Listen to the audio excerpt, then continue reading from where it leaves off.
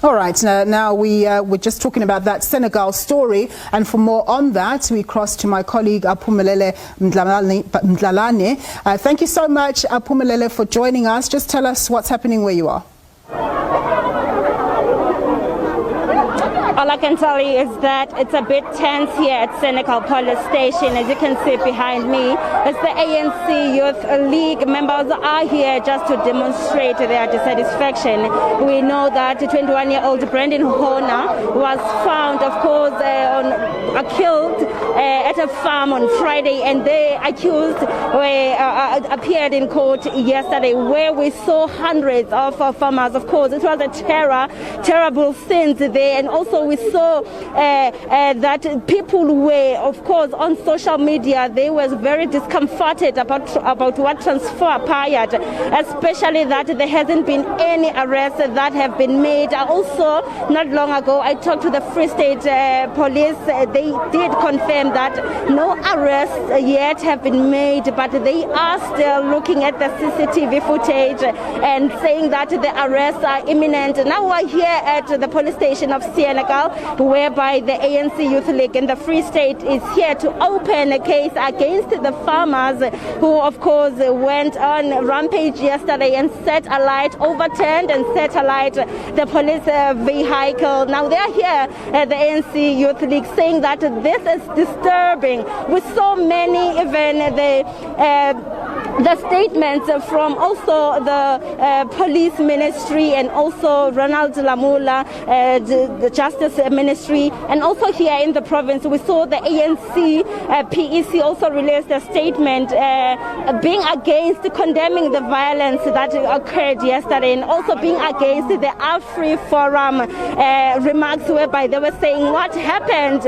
at the court yesterday was justifiable. And we also heard that some farmers were even calling the return of the death penalty, of which people now are very angry about what they said, and also saying that there's a problem that no one has been arrested. But with me right now, just to give us a glimpse of what is happening here, we're joined by the ANC Youth League spokesperson Mkhize. Thank you so much for your time. You are here at Senegal Police Station today following what happened yesterday.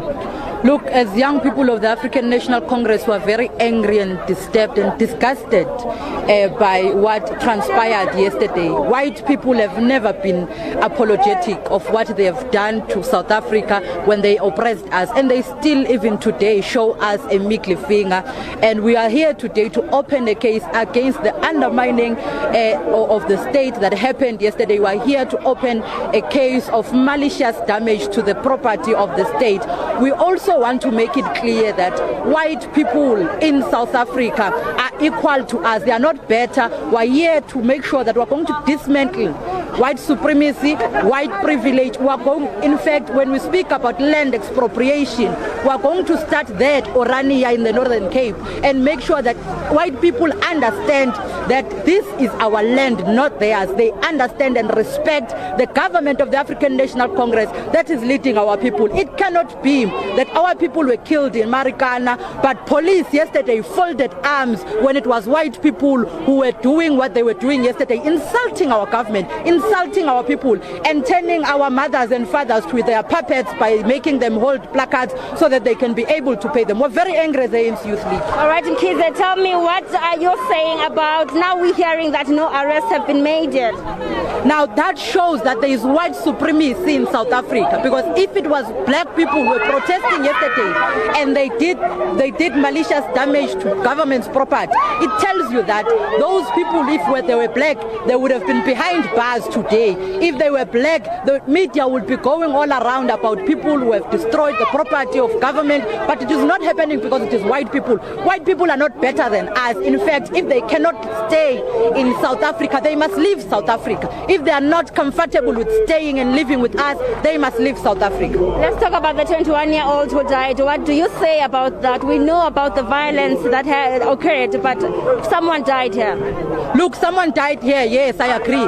Many people have been dying, killed by white farmers, mistaking them for monkeys and all kinds of animals, saying they see an animal and they shoot you dead. Some deaths never make it to the media. Some deaths of black people never make it to the government statistics.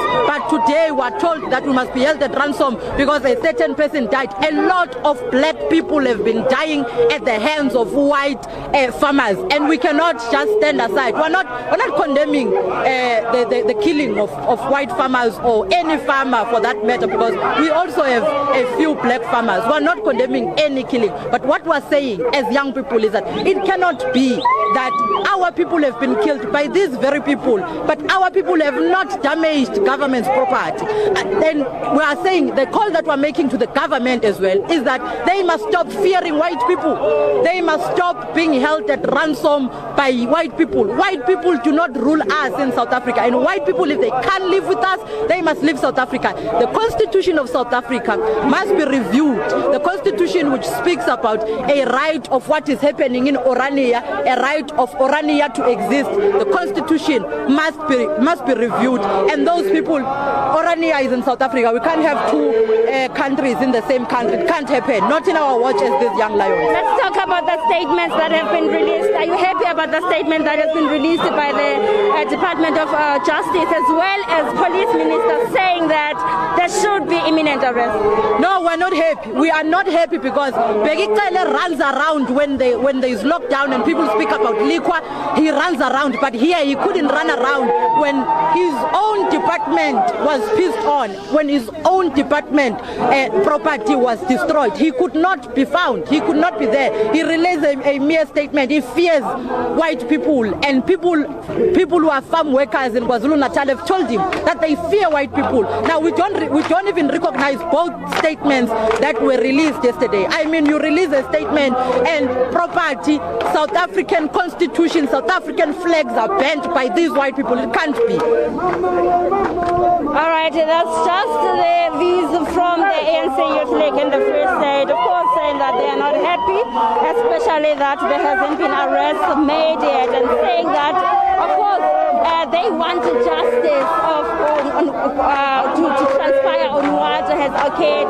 A case has been opened up against the farmers that set alight the police vehicle. We will, of course, give an update now and then as we understand that arrests are imminent, and the statements coming forth from various political parties just to condemn what has transpired, and also the Department of Agriculture in the province have released a statement condemning the violence that occurred at the magistrate court yesterday.